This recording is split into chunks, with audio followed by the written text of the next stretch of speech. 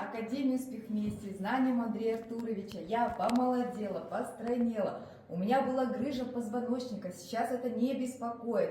И в старом проекте я заработала более $1 миллиона. Купила 2 квартиры за наличку в городе Астана. Подарила автомобиль отцу, сыграла шикарную свадьбу своим детям.